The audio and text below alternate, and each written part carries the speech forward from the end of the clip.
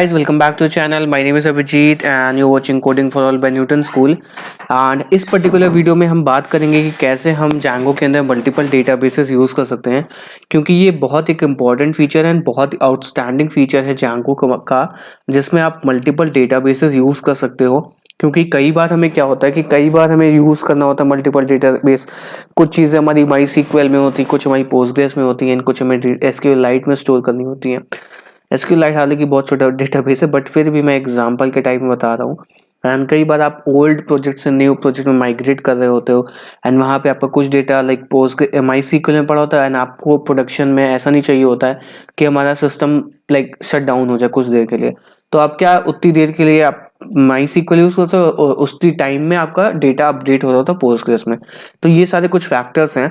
या फिर आप कोई एक सर्विस है जो कि आपकी माई सीक्वल में डिपेंडेंट है एंड कुछ आपकी एक नई सर्विस है जिसको आपको पोस्टग्रेस ही यूज करना है, तो उस केस में आप इस चीज को यूज कर सकते हो, क्योंकि Django एक बहुत ही ज्यादा फेवरेट फ्रेमवर्क है। इसीलिए मैं सबको बोलता हूँ learn Django, it is one of the best framework. ठीक है, जो चीज़ें आपको Django में मिल जाती वो आपको कहीं और नहीं मिलेगी, जो चीज़ें कहीं और मिलती वो आपको Django में नहीं मिलेगी। तो ये अलग अलग सिनेरियो है। डेफिनेटली आप Django ट्राई कर सकते हैं। And one more very important thing, अगर आपने चैनल को नहीं सब्सक्राइब किया तो प्लीज़ चैनल को सब्सक्राइब कर लीजिए। And one more very important thing, and जो कि न्यूटन स्कूल की तरफ से है। सो न्यूटन स्कूल के फुल स्टैक कोर्स के जो इनरोलमेंट है वो जनवरी से स्टार्ट हो रहे हैं, 20 जनवरी से। एंड आपको डिस्क्रिप्शन में एक लिंक मिल जाएगी जिसको आप फॉलो करके एक चीज़ें चेकआउट कर सकते हो। मैं आपको बता देता हूँ न्यूटन स्कूल क्या है। सो बेसिकली न्यूटन स्कूल एक ई लर्निंग प्लेटफॉर्म है। यहाँ पे आपको कंप्लीट फुल स्टैक डेवलपर बनने की ट्रेनिंग दी जाती है। एंड यहाँ पे आपको बेस्ट पार्ट मुझे जो लगती है, यहाँ पे आपको कोई भी पैसे नहीं पे करने हैं जब तक आपकी जॉब 5 लाख से अबव की नहीं लग जाए। इतना इसका मतलब ये हो गया आपको गारंटीड प्लेसमेंट मिलेगी, वो भी 5 लाख से अबव की, एंड तभी आपको अमाउंट पे करना है। ये सबसे इंपॉर्टेंट बात है ना।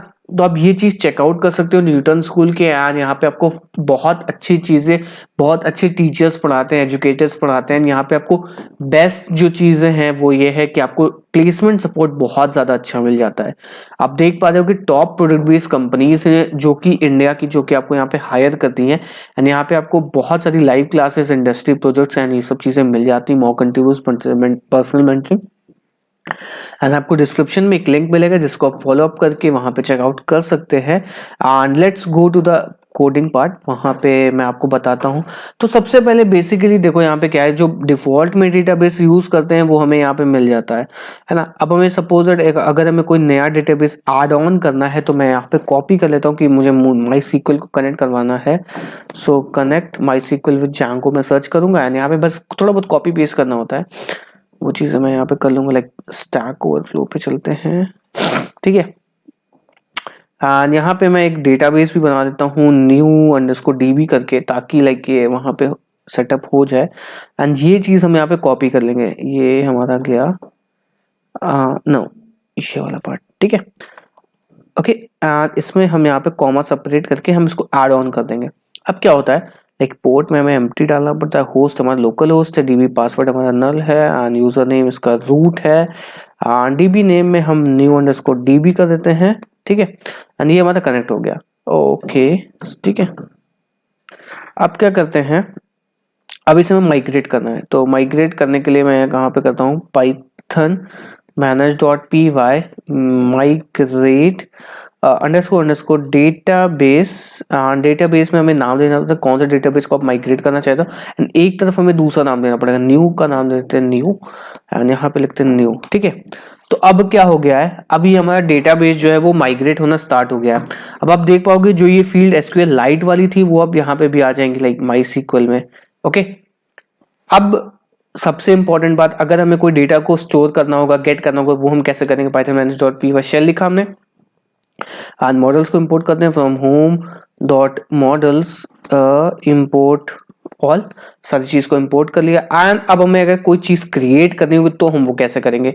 तो वो लाइक सपोज दैट ऐसे कलर्स लिखा हुआ है, तो obj is equal two colours and यहाँ पे मैं कलर्स कोड करके डालता हूँ, कलर कोड, एंड इसमें डालता हूँ हैश 1 2 3 करके एंड obj.save एंड सेव में मैं एक यूजिंग पैरामीटर और ऐड कर दूंगा, using is equal to new, या फिर जो भी आपको डेटाबेस ऐड करना हो, लाइक आपको डिफॉल्ट ऐड करना है तो वो ऑटोमेटिकली न्यू में कोई कीवर्ड नहीं पास करना पड़ेगा। अगर आपने यहाँ पे 3-4 डेटाबेसेस ऐड करके रखे हुए हैं, लाइक न्यू हो गया, लास्ट हो गया, वन हो गया, कुछ भी देना चाहो लाइक, है ना, तो वो आप यहाँ पे ऐड करना पड़ेगा। जैसे मैं न्यू दिया हुआ तो मैं यहाँ पे न्यू लिखूंगा एंड ये ऑटोमेटिकली हमारा बूम सेव हो गया। एंड अब अगर हम होम डॉट कलर्स में जाएंगे तो आपको ये डेटाबेस मिल जाएगा। अब हमें जब गेट करना होगा तो हम ऐसे लिखते हैं ना, colours dot objects dot all, तो भाई ये तो एसक्यूएल लाइट वाला आ जाएगा क्योंकि डिफॉल्ट डेटाबेस उठाएगा।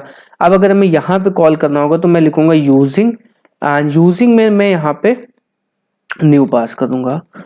तो जैसे ही मैं करूंगा तो यहाँ पे जो डेटाबेस है वो आ जाएगा। तो इस तरीके से आप मल्टीपल डेटाबेसेस यूज कर सकते हो Django के अंदर।